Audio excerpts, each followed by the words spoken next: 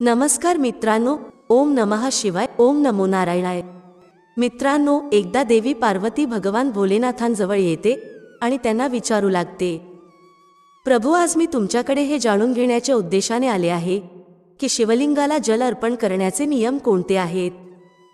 अशी कोणती स्त्री आहे जी शिवलिंगाला जल अर्पण करू शकते आणि कोणती स्त्री आहे जी शिवलिंगाला जल अर्पण करू शकत नाही। या विषयात कृपया मला ज्ञान द्या।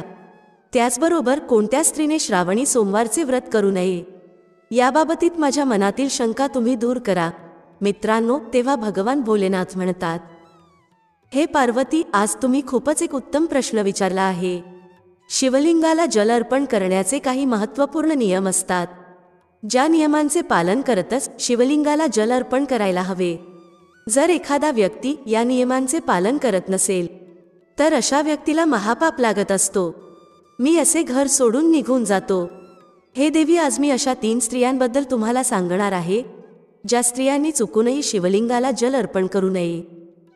अशा स्त्रियांना शिवलिंगाला जल अर्पण करण्याचा कोणताही शुभ फळ प्राप्त होत नाही। उलट जर ह्या 3 स्त्रियांनी शिवलिंगाला जल अर्पण केले तर यांना महापाप लागू शकतो। शिवलिंगच माझा साक्षात स्वरूप आहे। शिवलिंगाची पूजा करणाऱ्याचे मी सदैव रक्षण करत असतो। तुम्ही पाहिलं असेल की मात्र 12 वर्षाचे वय असणारे मार्कंडेय यांना अमृतत्वाचा वरदान प्राप्त झाला होता। हे देवी पार्वती, शिवलिंगाला जल अर्पण करण्याचे नियम सांगण्यापूर्वी मी तुम्हाला सुजाताची प्राचीन कथा सांगत आहे। तुम्ही ही कथा लक्षपूर्वक ऐका। जी पण स्त्री या प्राचीन कथेचा श्रवण करते अशा स्त्रीला अनंत पुण्याची प्राप्ती होते। या कथेला जो पण मनुष्य लक्षपूर्वक ऐकतो आणि या कथेचा जो प्रचार करतो त्याच्या आयुष्यातील सर्व दुःखांचा नाश होतो आणि अशा व्यक्तीच्या आयुष्यातील दारिद्र्याचा पूर्णपणे नाश होतो। देवी पार्वती म्हणते, हे स्वामी, तुमच्या मुखातून या कथेचे श्रवण करणे हे माझ्यासाठी एक सौभाग्याची गोष्ट आहे।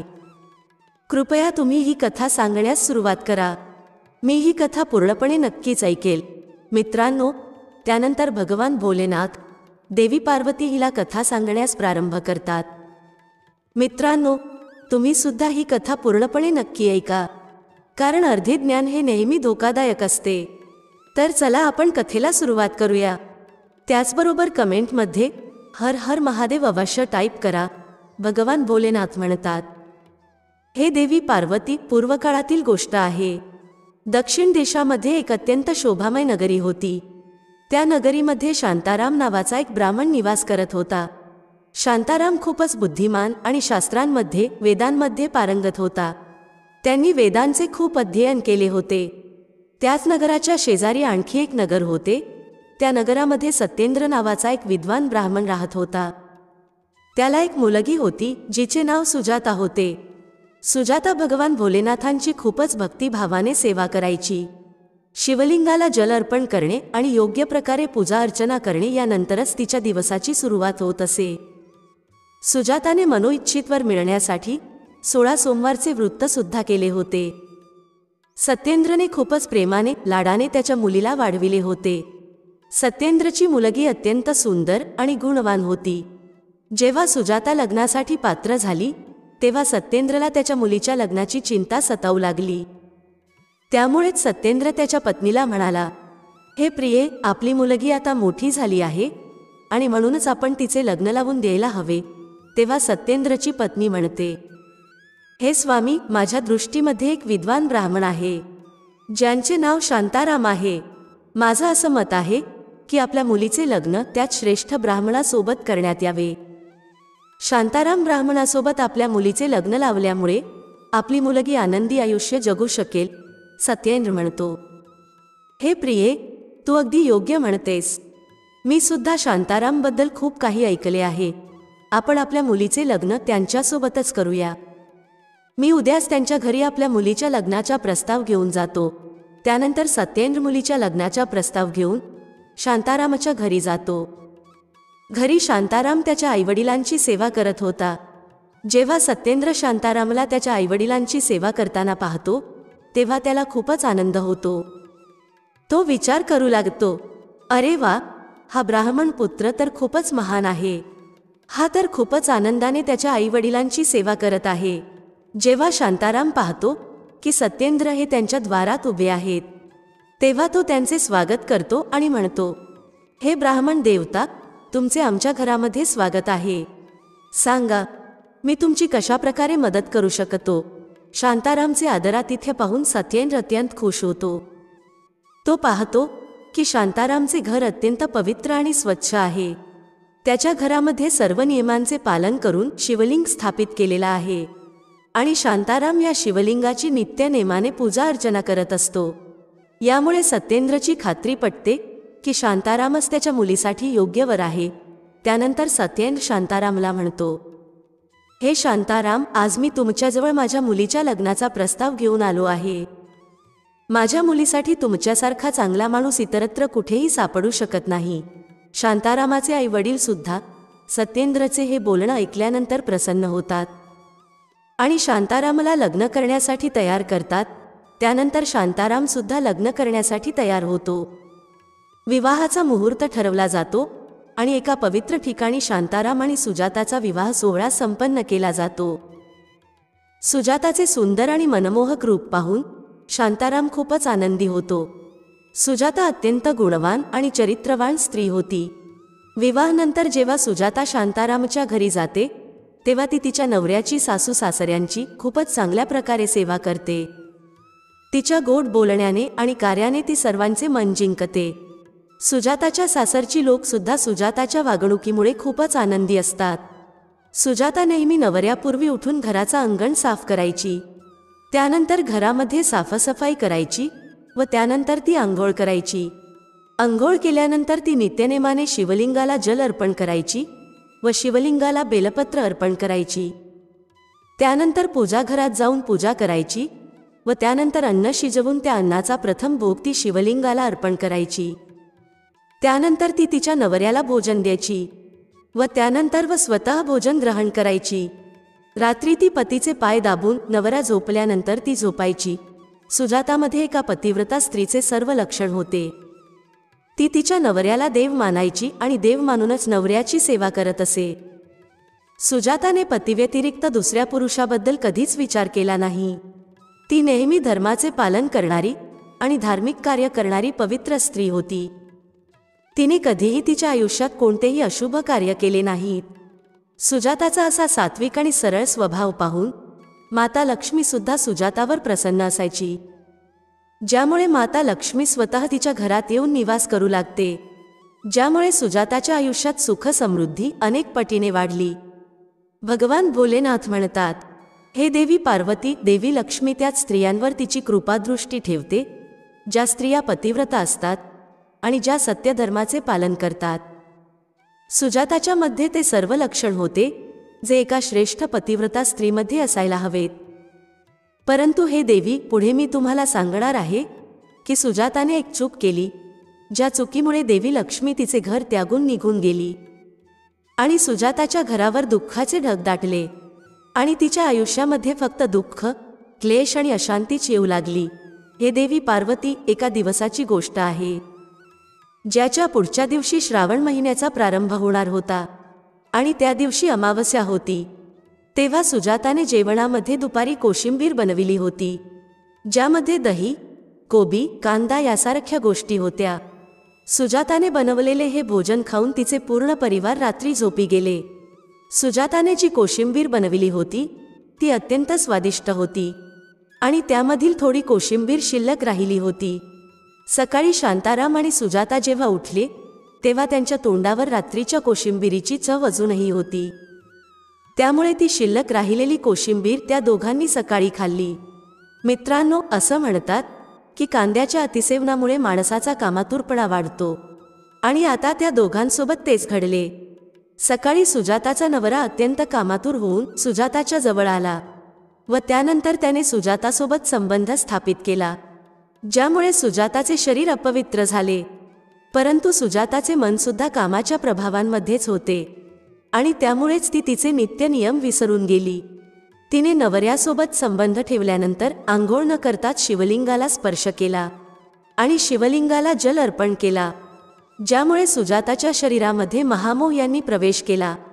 सुजाताच्या शरीरामध्ये महामोहाने प्रवेश करताच भगवान भोलेनाथांनी क्रोधित होऊन सुजाताचे घर त्यागले. सुजाताच्या या अपवित्र अवस्थेला पाहून भगवान भोलेनाथ त्यांच्या भक्तावर रुष्ट होऊन तिथून निघून जातात.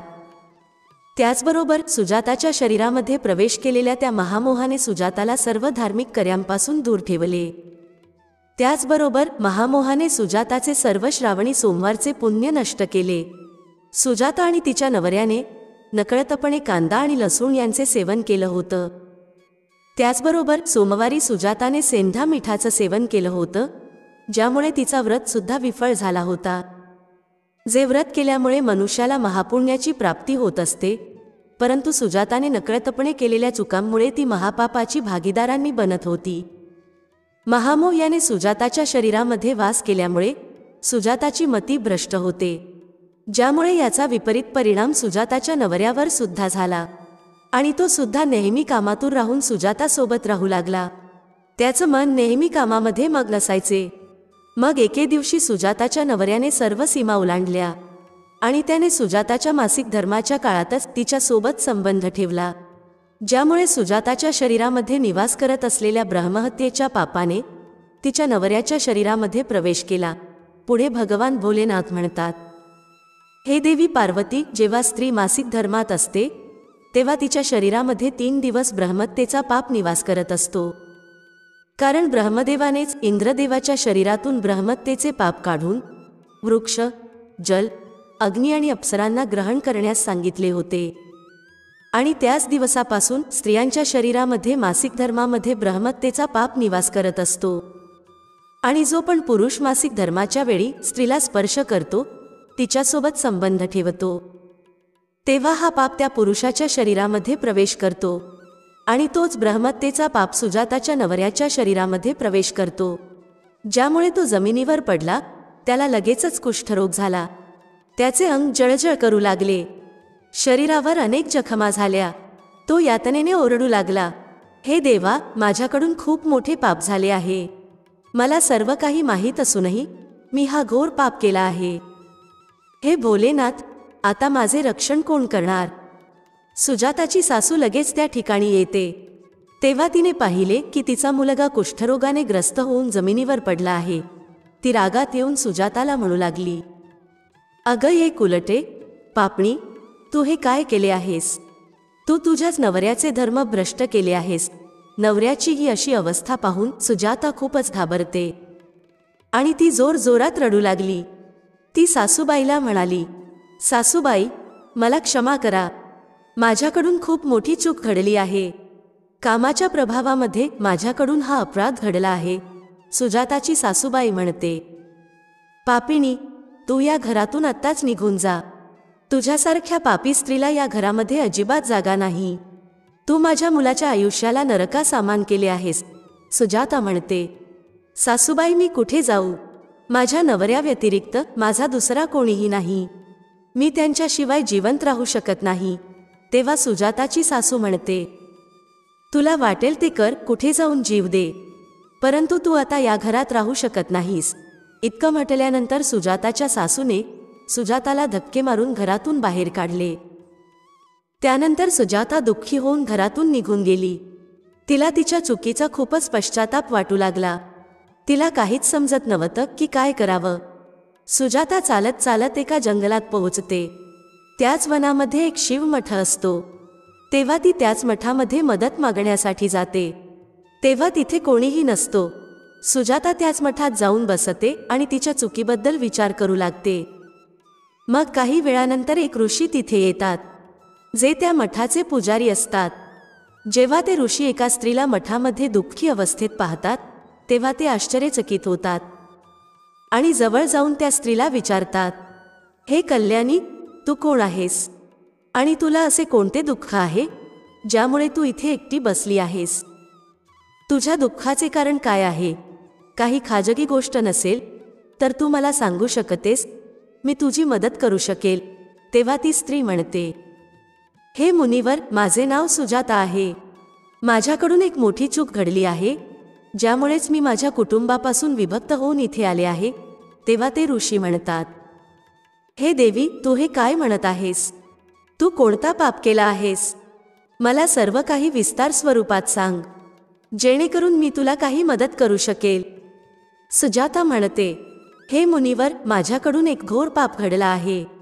मासिक धर्माच्या वेळी मी माझ्या पतीसोबत संबंध ठेवला, ज्यामुळे माझ्या पतीला कुष्ठरोग झाला आहे आणि ते यातना सहन करत आहेत. तेव्हा ते ऋषी म्हणतात, पोरी, तू काळजी करू नकोस. तुझ्याकडून पाप घडला आहे, त्या पापाचा प्रायश्चित्त कर. तुला या पापापासून मुक्ती नक्की मिळेल.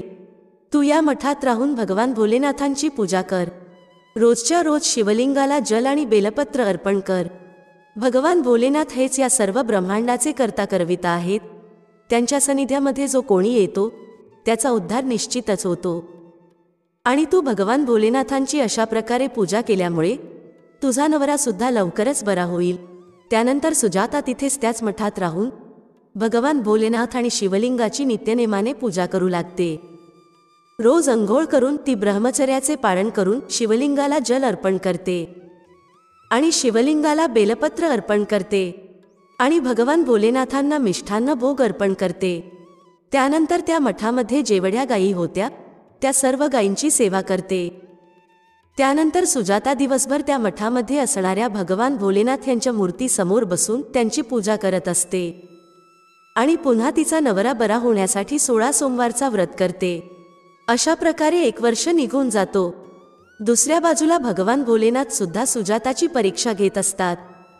आता पुढच्या वर्षातल्या श्रावण महिन्याला प्रारंभ होतो. तेव्हा ते साधू महाराज म्हणतात, पोरी, तू या श्रावण महिन्यामध्ये सर्व श्रावणी सोमवार उपवास कर. भगवान भोलेनाथांची सदैव पूजा अर्चना कर आणि लक्षात ठेव, आता तू कोणतीही चूक करू नकोस.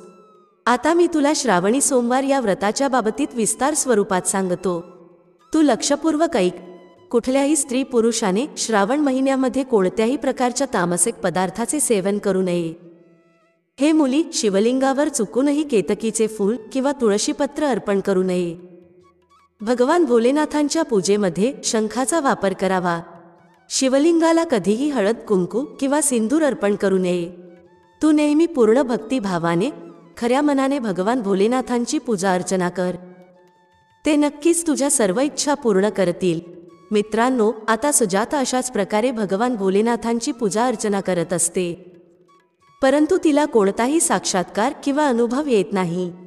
त्यामुळे निराश होऊन ती एके दिवशी आत्महत्या करण्याचा विचार करते, कारण तिच्या आयुष्यामध्ये कोणत्याही प्रकारची सुधारणा तिला दिसत नव्हती. तेव्हा शिवमठाच्या बाजूला असणाऱ्या नदीजवळ ती जाते आणि भगवान भोलेनाथांचे स्मरण करत ती जलसमाधी घेते. परंतु त्याच वेळेला तिथे एक चमत्कार घडतो. ज्या प्रकारे सुजाता पाण्यात प्रवेश करते त्याच प्रकारे ती पाण्यातून बाहेर सुद्धा येते आणि जेव्हा ती डोळे उघडते तेव्हा तिच्यासमोर स्वतः भगवान शिव प्रकट झालेले असतात. भगवान भोलेनाथ सुजाताच्या दीर्घ निष्ठेने आणि भक्तीने अत्यंत प्रसन्न होतात आणि सुजाताला साक्षात दर्शन देतात. भगवान भोलेनाथ यांना समोर उभे पाहून सुजाता त्यांना प्रणाम करू लागते. तेव्हा भगवान भोलेनाथ सुजाताला म्हणतात, हे पुत्री, तू खूपच श्रद्धेने आणि भक्तिभावनेने माझी आराधना केली आहेस आणि म्हणूनच मी तुझ्यावर प्रसन्न झालो आहे. बोल, तुझी काय इच्छा आहे? तेव्हा सुजाता म्हणते, हे प्रभू, कृपया मला सांगा, माझ्या कोणत्या दोषामुळे माझ्यामध्ये कामाचा वास झाला, ज्यामुळे माझ्याकडून घोरपाप घडला आहे, ज्यामुळे माझ्या पतीला कुष्ठरोग झाला आहे. भगवान भोलेनाथ म्हणतात, हे पुत्री, आता तू लक्षपूर्वक ऐक. तुझ्याकडून नकळतपणे एक पाप घडला होता, ज्यामुळे तुझ्यामध्ये महामोहाने प्रवेश केला होता. एके दिवशी श्रावण महिन्यामध्ये तामसिक पदार्थांचे सेवन करून तू तुझ्या नवऱ्यासोबत संबंध ठेवल्यानंतर अंघोळ न करताच शिवलिंगाला स्पर्श करत जल अर्पण केला होता. नवरा बायको जेव्हा संबंध ठेवतात तेव्हा त्यांचा शरीर अपवित्र होतो आणि अशा परिस्थितीत शिवलिंगाला कधीही स्पर्श करू नये. शिवलिंग हा माझाच अंश, माझाच अवतार आहे. तू अपवित्र स्वरूपात शिवलिंगाला जल अर्पण केला होता, ज्यामुळे मी तुझ्या घराचे त्याग केले आणि महामोहाने तुझ्यामध्ये प्रवेश केला.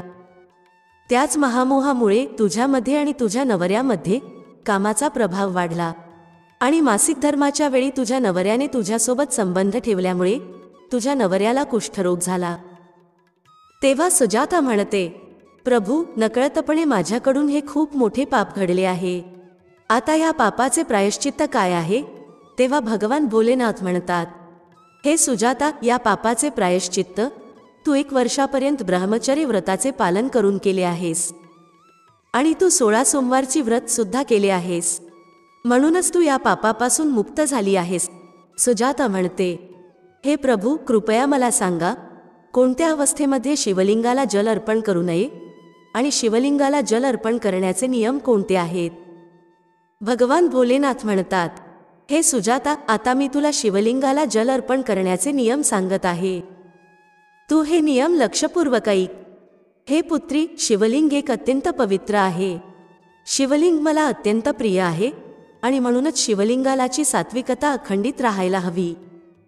शिवलिंगाला कधीही अपवित्र रूपाने स्पर्श करू नये. जी स्त्री मासिक धर्मामध्ये असते त्या स्त्रीने शिवलिंगाला कधीही स्पर्श करू नये. मासिक धर्माच्या वेळी स्त्रीच्या शरीरामध्ये ब्रह्मत्तेचा पाप निवास करत असतो आणि म्हणूनच यावेळी अशा स्त्रीने शिवलिंगाला जल अर्पण करू नये. कुठल्याही स्त्री किंवा पुरुषाने संबंध प्रस्थापित केल्यानंतर शिवलिंगाला स्पर्श करू नये आणि जल सुद्धा अर्पण करू नये. संबंध ठेवल्यानंतर स्त्री आणि पुरुषाचे शरीर अपवित्र होते. अशा स्थितीत शिवलिंगाला स्पर्श केल्यामुळे दोष लागतो आणि अशा स्त्री पुरुषाला महापाप लागतो. ज्या स्त्रीने तिच्या नवऱ्याचा त्याग केला आहे, जी स्त्री विवाहानंतर नवऱ्याला सोडून परपुरुषासोबत राहत असेल, अशा स्त्रीने सुद्धा शिवलिंगाला जल अर्पण करू नये. शिवलिंगालाची पूजा करण्याचा अधिकार फक्त पतिव्रता स्त्रियांना किंवा कुमारिका स्त्रियांना आहे. जी स्त्री पतिव्रता नसते अशा स्त्रीने शिवलिंगालाची पूजा किंवा शिवलिंगाला जल अर्पण करू नये. हे सुजाता, आता मी तुला शिवलिंगाला जल अर्पण करण्याच्या संबंधात महत्त्वपूर्ण नियम सांगितले आहेत. तू हे सर्व नियम व्यवस्थित लक्षात ठेव. तेव्हा सुजाता म्हणते, हे प्रभू, माझा नवरा कुष्ठरोगामुळे पीडित आहे. कृपा करून तुम्ही माझ्या नवऱ्याला त्या रोगापासून मुक्त करा. तेव्हा भगवान भोलेनाथ म्हणतात, हे सुजाता, तू या शिवलिंगालाची 1 वर्षापर्यंत पूजा केली आहेस आणि नित्य नेमाने तू या शिवलिंगाला बेलपत्र अर्पण केली आहेस. तू या शिवलिंगावरील बेलपत्र नेऊन तुझ्या नवऱ्याला खायला दे. तुझा नवरा कुष्ठरोगापासून आणि पापांपासून मुक्त होईल. इतकं म्हणून भगवान भोलेनाथ अंतर्ध्यानात विलीन होतात. भगवान भोलेनाथांचे हे बोलणं ऐकून सुजाता अत्यंत आनंदित होते आणि ती भगवान भोलेनाथ यांना वारंवार प्रणाम करते आणि त्यांचे आभार व्यक्त करते. त्यानंतर सुजाता शिवलिंगाला अर्पण केलेल्या बेलपत्राची काही पाने घेऊन घरी जाते आणि तिच्या नवऱ्याला खायला देते. शिवलिंगावर अर्पण केलेली बेलपत्राची पानं खाल्ल्यानंतर सुजाताचा नवरा पूर्णपणे बरा होतो आणि तो लगेच सुजाताला मिठी मारतो. सुजाताची सासू जेव्हा हा चमत्कार पाहते तेव्हा ती सुद्धा खूपच आनंदी होते व त्यानंतर ते सर्वजण आनंदाने राहू लागतात. भगवान भोलेनाथ म्हणतात, हे पार्वती, म्हणूनच या अवस्थांमध्ये स्त्रियांनी कधीही शिवलिंगाला जल अर्पण करू नये. त्याचबरोबर शिवलिंगाला स्पर्श सुद्धा करू नये, अन्यथा या गोष्टीचे अशुभ परिणाम भोगावे लागू शकतात. ज्या प्रकारे सुजाताला तिच्या पापांचे फळ भोगावे लागले. मित्रांनो, आता जाणून घेऊया शिवलिंगाबद्दल काही महत्त्वाचे नियम. तुम्हाला माहीत आहे का, भगवान भोलेनाथांच्या पूजेमध्ये या 3 गोष्टी वापरणे वर्जित आहे. जर तुम्ही या 3 गोष्टी वापरत असाल तर तुम्हाला पुण्याऐवजी पापच लागेल. चला जाणून घेऊया कोणत्या आहेत त्या 3 गोष्टी. तुळशीची पाने. मित्रांनो, तुळस ही लक्ष्मी स्वरूप आहे आणि लक्ष्मी माता ही भगवान श्रीहरी विष्णू यांची पत्नी आहे आणि म्हणूनच तुळशीची पानं कधीही शिवलिंगाला अर्पण करू नयेत. दुसरी गोष्ट आहे शंख. भगवान भोलेनाथांनी शंखचूड नावाच्या राक्षसाचा वध केला होता आणि त्याच्याच हाडांपासून शंखाची निर्मिती झाली आहे. तिसरी गोष्ट आहे केतकीची फुलं. पुराणानुसार भगवान श्रीहरी विष्णू आणि ब्रह्माजी यांच्या वादामध्ये केतकीने ब्रह्माजींच्या खोट्यामध्ये त्यांची साथ दिली होती. भगवान भोलेनाथ या विवादामध्ये निर्णयकर्ता या भूमिकेमध्ये होते. भगवान भोलेनाथांनी केतकीचे खोटे पकडले आणि तिला शाप दिला की तुझ्या फुलांचा वापर माझ्या पूजेमध्ये कधीच केला जाणार नाही. भगवान भोलेनाथांना पिवळ्या आणि पांढऱ्या कन्हेराची फुलं अत्यंत प्रिय आहेत. तुम्ही ही फुलं भोलेनाथांना अर्पण करू शकता. धतुऱ्याची फळे आणि फुले सुद्धा अर्पण करू शकता. त्याचबरोबर शिवलिंगावर दूध आणि चंदनाचा लेप लावणे सुद्धा शुभ मानले गेले आहे. पुराणमध्ये शिवलिंगालाच ब्रह्मांडाचा केंद्र मानला गेला आहे. याच शिवलिंगापासून समस्त ब्रह्मांडाला ऊर्जा प्राप्त होत असते आणि शिवलिंगातूनच या सर्व समस्त ब्रह्मांडाची उत्पत्ती झाली आहे. म्हणूनच शिवलिंगाला ऊर्जेचा केंद्र मानला गेला आहे. त्यामुळेच शिवलिंगाजवळ अशी कोणतीही गोष्ट ठेवू नये ज्यामुळे शिवलिंगातून निघणारी ऊर्जा नकारात्मक ऊर्जेमध्ये बदलली जाईल. वास्तुशास्त्रानुसार जर अशा गोष्टी शिवलिंगाजवळ ठेवल्या जात असतील तर घरातील वातावरण नकारात्मक होते. जसे की एकत्रित 2 शिवलिंग, तुळशीचे रोप, त्याचबरोबर नंदी सुद्धा शिवलिंग जवळ ठेवू नये. नंदीला शिवलिंगाच्या थोड्या अंतरावर ठेवावे. पूजेच्या ठिकाणावर किंवा आजूबाजूला अशुभ समजल्या जाणाऱ्या वस्तू ठेवू नयेत, जसे की चामड्याच्या वस्तू, मृत व्यक्तीच्या अस्थी किंवा मांसाहार इत्यादी. मंदिराच्या आजूबाजूला शुद्धता आणि सात्विकता अखंडित राहावी. जो व्यक्ती शिवलिंगाला जल अर्पण करत असताना 1,00,000 वेळा मृत्युंजय मंत्राचा जप करतो, त्याच्या शरीरातील सर्व रोग दूर होतात आणि त्याचे शरीर शुद्ध होते. जो मनुष्य 2,00,000 वेळा मृत्युंजय मंत्राचा जप करतो, अशा व्यक्तीला त्याच्या पूर्वजन्मातील गोष्टींचे स्मरण होऊ लागते. जो व्यक्ती 3,00,000 वेळेला महामृत्युंजय मंत्राचा जप करतो, अशा व्यक्तीला त्याला इच्छित असणाऱ्या सर्व वस्तूंची प्राप्ती होते. तर मित्रांनो, आशा आहे तुम्हाला ती कथा आवडली असेल. व्हिडिओ आवडला असेल तर लाईक करायला विसरू नका. भेटूया पुढच्या अशाच एका ज्ञानवर्धक व्हिडिओमध्ये एका नवीन चर्चेसह. तुम्हा सर्वांचे मनःपूर्वक आभार. श्री स्वामी समर्थ. जय श्री राम, जय श्री हनुमान, जय श्री कृष्ण, जय माता लक्ष्मी.